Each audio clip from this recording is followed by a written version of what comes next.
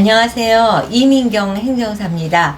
오늘은 의학 외품에 대해서 말씀드리겠습니다. 여러분 좋아요, 구독, 알림 잘 부탁드립니다. 의학 외품에는 이제 가군과 나군이 있고 다군 뭐 이런 게 있는데 이제 모든 의학 외품을 제가 다루는 건 아니고 일부 의학 외품을 다루고 있는데 의학 외품에는 이제 마스크 또 붕대, 반창고 이런 걸 가군이라고 하고, 가군의 경우는 관리자를 이학사 또는 공학사를 두시면 됩니다. 이에 비해서 치약이라든가 손소독 티슈, 손소독제는 나군으로서 반드시 약사의 관리자를 둬야 된다는 점이 차이가 있습니다. 그래서 의학 외품은 이제 굉장히 어려운 아이템이라고 볼 수 있는데, 그 OEM이 가능하지 않습니다. 보통은 화장품이나 뭐, 이렇게 OEM이 가능한 품목들이 많은데, OEM이라는 거는 이제 위탁 생산을 해서 판매를 하는 거를 이제 OEM이라고 말을 하는데, 의약 외품은 반드시, 제조업 등록과 품목 허가 또는 수입업 등록과 품목 허가를 받아야지만 제품을 수입 또는 제조해서 유통할 수 있습니다.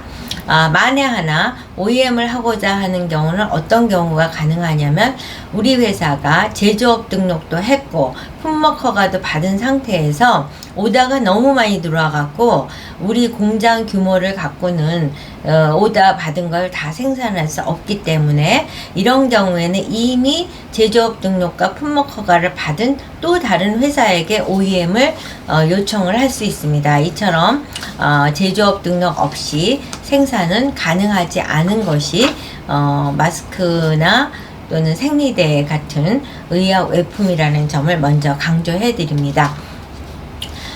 이제 제가 마스크는 2020년부터 2021년까지 엄청난 회사에 마스크 허가를 해드렸습니다. 그때 당시는 정말 뭐 보석상을 하던 분, 도자기 회사를 하던 사람, 식품 회사를 하던 사람, 뭐 이렇게 소규모 회사를 하시는 분들, 이제 돈이 되는 곳이라면 뭐든지 창업을 하시는 그런 분들의 대다수가 마스크 업체로서 허가를 받지 않았나 할 정도로 마스크 허가를 많이 했습니다. 그러다 보니까 자연스럽게 의약 외품 허가의 최고의 전문가로 자리매김을 할 수가 있게 됐습니다. 의약 외품에는 마스크뿐만 아니라 제가 허가해드린 건 생리대, 생리컵, 일회용 생리대, 면생리대, 뭐 생리대 시리즈를 다 했고, 생리컵의 경우는 정말 대한민국에서 허가받은 제품에 그때 당시는 70~80%를 제가 허가했다고 할 정도로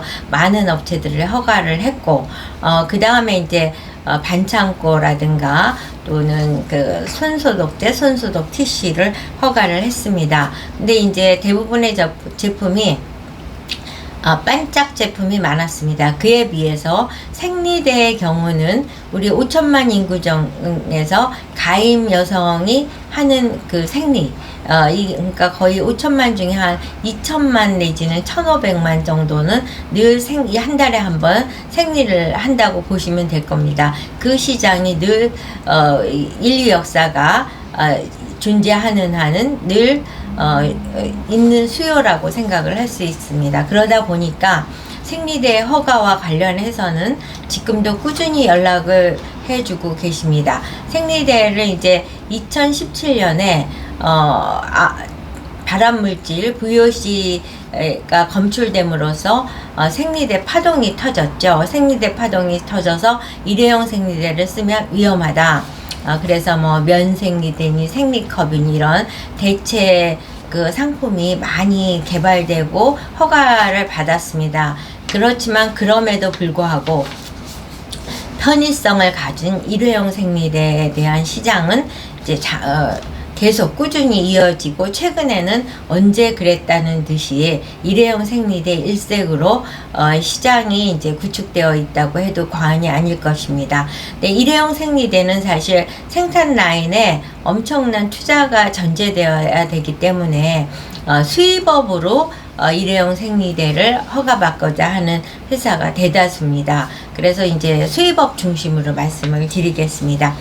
생리대는 이제 이렇게 생리대를 보면 이렇게 여러 겹으로 되어 있습니다. 그 여러 겹이 표지, 접착제, 또 흡수체, 방수층 이렇게 구분이 되어 있고, 이렇게 구분되어 있어서 완전하게 되어 있는 걸 완제품이라고 그래요. 그걸 완제라고 그러고, 그 완제에 대해서도 시험을 해야 되는데 그걸 완제 기시에 근거해서 시험을 했고 그 시험 성적서를 받게 되는 겁니다.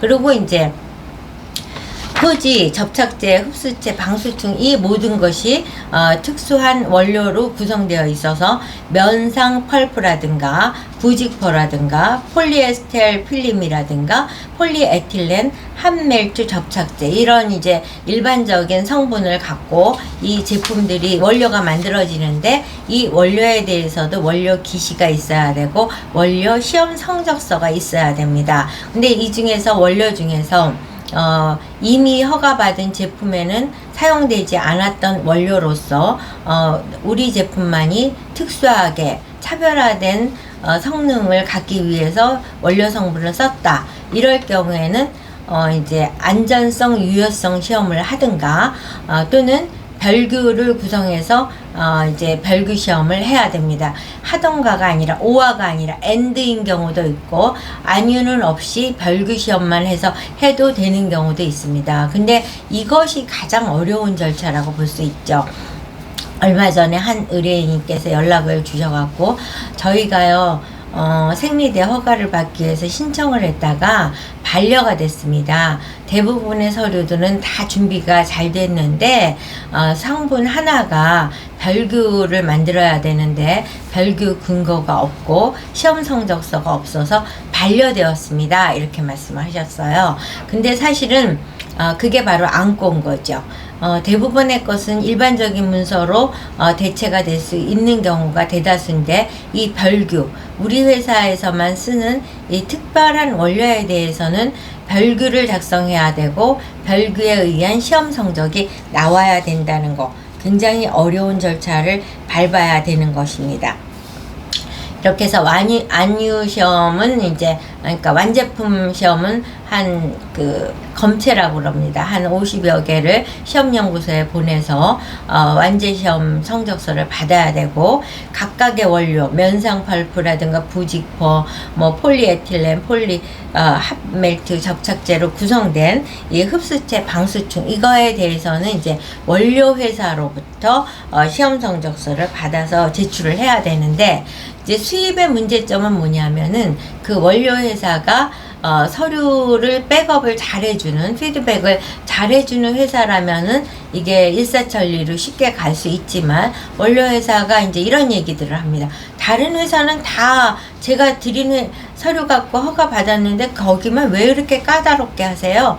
제가 이미 드린 회사로 좀 서류 갖고 해보세요. 뭐 이런 식으로 이제 배째파 회사를 만났을 경우에는 아주 꼼짝달싹 못하면서 진도가 안 나가는 경우가 발생이 되죠. 어찌됐든 이와 같이 해서 완제 시험 성적서, 원료 시험 성적서, 뭐 MSDS 여러 가지들을 이제 제출을 하고, 그 다음에 제조 방법도 제출을 하고, 이렇게 해서 이제 품목에 대한 것들이 마무리가 되었다. 그러면 이제 수입업을 하시고자 하는 경우는 수입업 창고가 있어야 되고요. 수입업 창고도 우리가 일반적으로 생각하는 창고를 만들어 놓는 것만 갖고 되는 게 아니라 식약청 매뉴얼에 따라서 창고를 구성해야 됩니다. 그렇게 창고를 하고, 그 다음에 이제 수입한 제조사로부터 제조 증명서와 판매 증명서를 그 나라 명의로 발급을 받아서 공증까지 받아서 원본을 줘야 됩니다. 제조 증명서는 우리 어느 나라의 어느 회사가 이 제품을 이와 같은 구성으로 제조하였음을 확인합니다 라는 내용에 포함이 되어 있고, 판매 증명서는 이 제품은 대한민국에 수출만 하는 것이 아니라 우리나라에서도 생산 유통되어 있고 몇몇 개의 나라에는 수출도 하여 안전한 제품임이 입증되었습니다 라는 판매 증명서를 발급해서 공증까지 받아서 원본을 제출해야지 가능하게 됩니다. 이처럼 의약 외품이라는 것은 대한민국 국민의 건강과 밀착된 제품이기 때문에 식약청에서 엄청 엄격한 기준에 의해서 허가를 내주고 있습니다. 그래서 의약 외품의 허가를 낼 수 있는 것은 많은 경험을 쌓고 그 리스크 관리를 충분히 해낸 경험과 노하우를 가진 이민경 행정사를 찾으면 여러분이 고민하시는 부분을 원만하게 허가받을 수 있도록 같이 노력해 드릴 것입니다. 여러분 관심 갖고 연락 주시면 최선을 다해 드리겠습니다. 좋아요, 구독, 알림 잘 부탁드립니다.